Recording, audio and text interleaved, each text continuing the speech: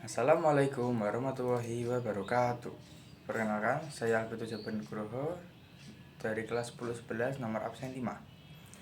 Siap izin menyelesaikan tugas dari Bu Wahyu, yaitu menceritakan tentang sejarah masuknya Islam di Indonesia.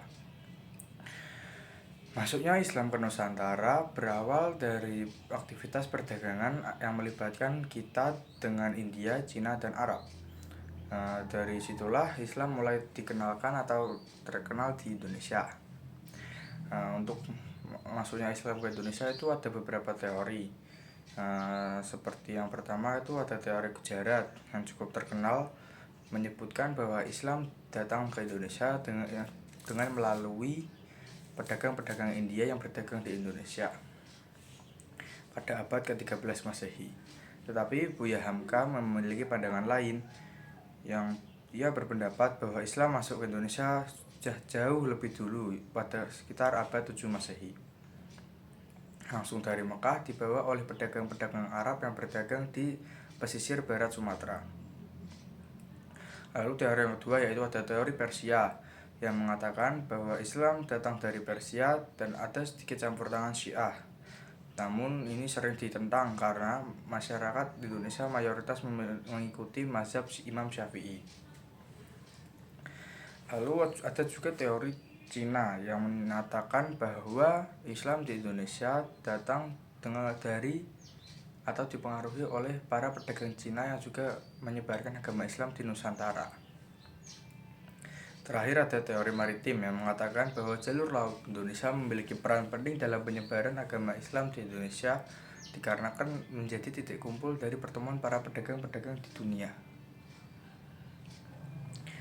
Seiring berkembangnya waktu dan seiring berkembangnya Islam di Nusantara, mulai banyak berdiri kerajaan dan kesultanan Islam di Nusantara, yang diawali oleh Kesultanan Samudra Pasai di Sumatera Utara pada abad ke-13 Masehi.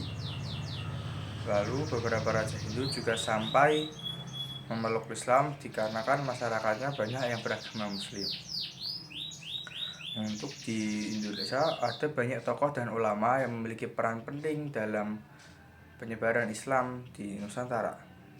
Seperti salah satunya yaitu Sultan Malik Al-Saleh, yang merupakan pendiri dari Kesultanan Samudra Pasai, yang masuk Islam setelah bertemu Syekh Ismail dari Mekah. Ada juga Sultan Ahmad dan Sultan Alauddin Rihayat Shah yang menyebarkan Islam di Aceh dan sekitarnya.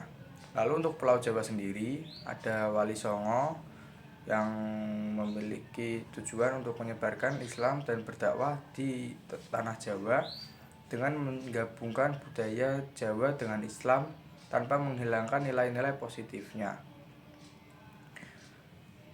Wali Songo juga terkenal dikarenakan gaya pendekatan yang dilakukannya dalam berdakwah.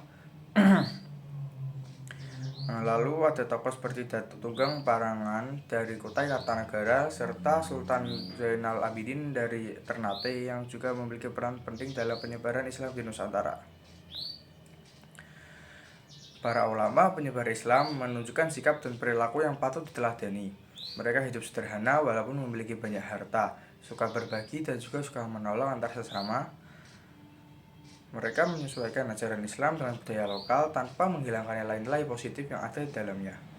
Para ulama zaman dulu juga sangat produktif dalam menulis buku-buku tentang agama Islam yang bahkan sampai saat ini masih sering dipelajari oleh muslim-muslim Indonesia. Kesabaran mereka dalam menghadapi tantangan dakwah juga luar biasa. Mereka menyebarkan agama Islam dengan damai, aman, dan nyaman, dan penuh kebijaksanaan, serta menghargai perbedaan antar agama yang ada di masyarakat Nusantara pada saat itu. Penyebaran Islam di Indonesia adalah perjalanan panjang yang melibatkan banyak tokoh dan juga nilai-nilai luhur yang ada di dalamnya.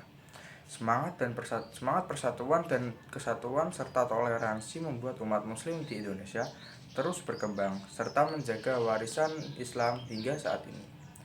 Sekian storytelling dari saya. Saya pamit undur diri. Wassalamualaikum warahmatullahi wabarakatuh.